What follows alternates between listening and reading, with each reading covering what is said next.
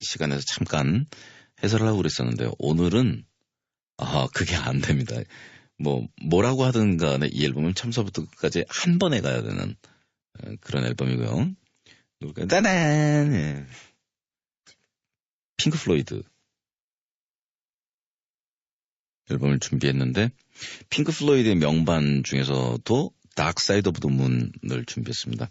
다크 사이드 오브 더 문은 예를 들어 뭐 영국 같은 경우에는 그 사립학교 퍼블릭 스쿨 다니는 그 소년들이 서클 같은 걸 만들어요. 그래서 의식화 작업을 하는 거죠. 같이 한 단위의 운명체로 엮이는.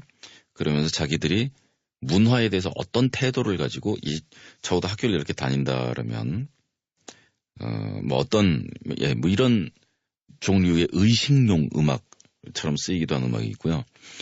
그렇기 때문에 이 다크 사이드 오브 더 문은 청소년들이 춤곡, 댄스곡에 가까운 그런 락큰롤이나 댄스 음악들을 듣다가 자의식이 발달하면서 청소년에서 성인으로 넘어가는 단계에서 그 안에 무의식 안에 있는 뭔가의 그 모습들을 끄집어내기 위한 그런 재래의식용 음악 구실까지 했던 앨범이고요. 외형적으로는 글쎄 뭐 빌보드 앨범 차트에 500주 있었나? 얘가 600주 있었나? 기네스북에 올라간 앨범이고요.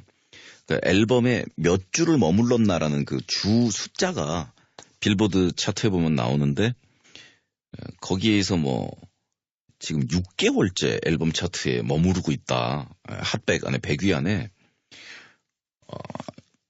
6개월째 머무르고 있다 그러면 대단한 히트인데, 6개월이면은 24주잖아요. 그러다가 밑에 이렇게 보면 핑크 플로이드 498주 막 이렇게 써 있는 거죠. 숫자다, 숫자가. 물론 그 기록은 앨범 차트는 200위까지 발표한 200위 안에 있는 기록인데요. 핑크 플로이드의 역시 또 하나의 초대형 걸작인 월 앨범은요. 그 세계대전을 주요 테마로 해서 전쟁, 그리고 인간의 광기와 교육에 대한 비판과, 그러니까 이 대중음악을 하는 아티스트의 그 의식이 사회와 인간과 뭐 이런 외부에 대한 얘기라면, 이 다크 사이드 오브 더 문 앨범은 내부예요. 자, 그러니까 이게 사람의 내부, 그리고 월 앨범이 이제 밖에 사회와의 관계를 생각하시면 될 것 같고, 월 앨범의 유명한 노래인 Another Brick in the Wall이 이 사회가 거대한 벽처럼 그런 등치를 가지고 있는데, 나는 그 안에 한 장의 벽돌이라는 거죠. 벽돌이 어떻게 하겠어요? 움직일 수가 있냐고요. 이 벽돌들이 모여갖고 벽을 구성하고 있는데, 나는 여기서 왼쪽으로도 오른쪽으로도 위로도 아래로도 움직일 수 없어요. 비명이나 지르면서 이 안에 갇혀있어 하는 거죠.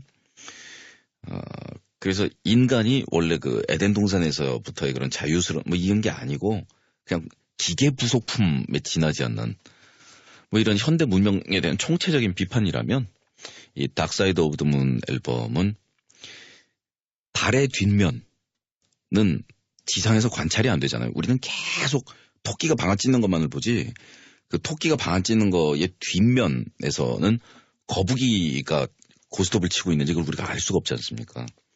그래서 다크 사이드 오브 더 문, 달의 어두운 뒷면은 바로 우리 인간의 내면에 있는 무의식, 그 subconscious를 상징하는 그런 얘기가 되겠고요.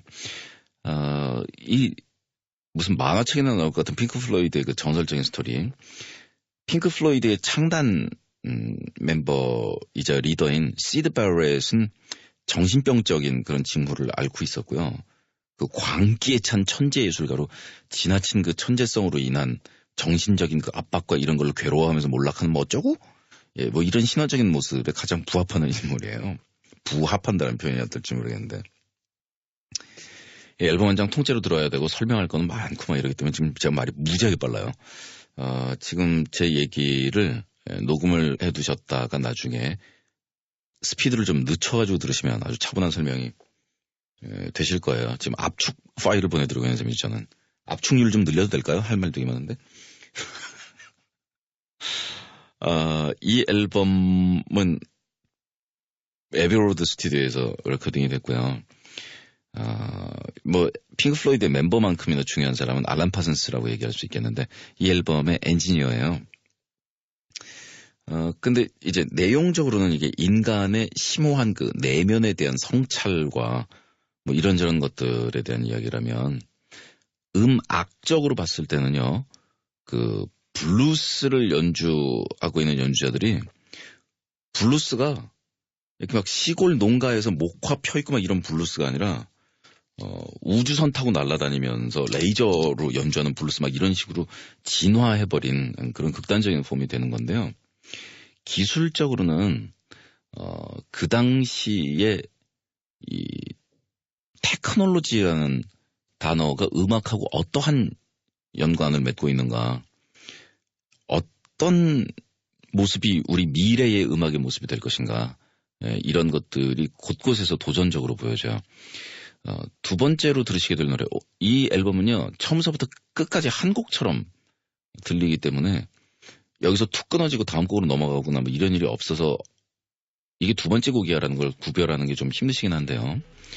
On the Run을 들으시면 제가 배경에 잠깐 구분하실 수 있게 음악을 좀 깔아드리고 있는데 떼게떼게떼게떼게떼게떼게떼게떼게떼게떼게떼 이 끊임없이 반복되는 신디사이저의 음들이 나오잖아요.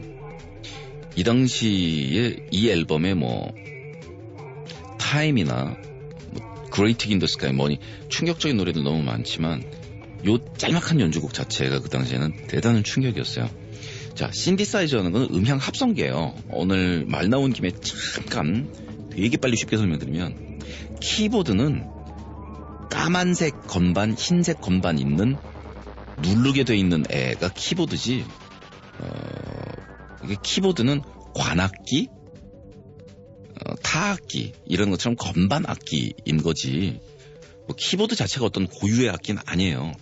근데 신디사이저라는 음향 합성기가 그 전압의 낙차에 의해서 전기가 음을 낼 수 있게 됐을 때 그 음을 뭘로 도레미파를 지시를 할 것이냐 했을 때 키보드라는 형태가 제일 쉬우니까 그걸 갖다 붙인 거지만 이론적으로는 음향 합성기에서 만들어내는 이 소리를 어떤 방식으로 연주를 시킬 거냐에 대해서는 제한이 전혀 없어요. 이 언더런을 들어보시면 앞에 이 드럼이 하이해트를 연주를 아주 현란한 리듬을 연주를 합니다. 자, 이걸 트리거를 통해서 신디사이저에다 연주를 연결을 한 거예요. 그래서 이 자세히 들어보시면 드럼 이 하이해트에 이런 리듬하고 똑같아 이렇게 흘러가는 신디사이저의 움직임이 똑같아요. 그래서 드러머로 하여금 리듬을 연주를 하게 하고 그 신호를 음향 합성기인 신디사이저한테 그 정보를 집어넣어서 그걸로 음악을 만든 거예요. 뭐 곳곳에 이런 식입니다. 그리고 뭐 타임에서 땡 뚜껑 이 시계 소리 나고 이거는 글쎄 386, 486들한테는 연병이라 불리는 무서운 전염병 장티푸스 뭐 이런 공익 광고 나오고 막 이럴 때 현대 어린이들은 불법 음란 비디오를 시청함으로 해서 더욱 큰 위험에 빠지게 될 수 있습니다. 뭐 이런 광고, 전쟁 호환 마마라 불리 그 음악으로 익숙한 음악이지만 그 당시에는 이 시계 소리들을 이렇게 효과음처럼 합성을 해서 사방에다 배치하는 작업이나 뭐 이런 것도 기발한 아이디어들이 동원되어야만 하는 쉽지 않은 일이었던 거죠. 요즘에는 그냥 음악 작곡 프로그램이나 이런 데 있으면 이렇게 슥슥 효과음 집어갖고 이렇게 하면 뭐 되는 작업이지만 그 당시에는 이걸 수작업으로 만든다라는 것이 살인적인 노동량을 요구하는 것이었죠.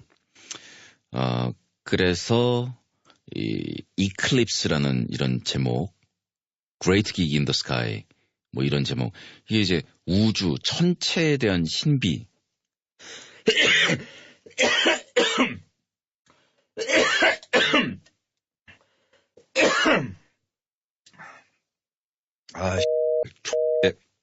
흥분해가지고 떠들다가 목구멍으로 무슨 먼지 같은 게 딱 큰 게 들어갔고 목가 진짜 나 톱나기 이거 하고 있는데 뭐야 아파. 그래서 천체에 대한 그런 신비 이런 것들을 시각적인 정보로는 모아서 보여주는데 이런 것들이 이제 시각이 아니라 결국은 상징을 통해서 내 안쪽에 들어간 이제 이야기들을 건드리게 되는 거죠. 그리고 뭐 머니에서는 둔뚜두둔 띠리든 그냥 리프 형태를 구성하고 있는 블루스 연주인 것 같은데, 응? 7박인 거임? 가사 어떻게 붙은 거임?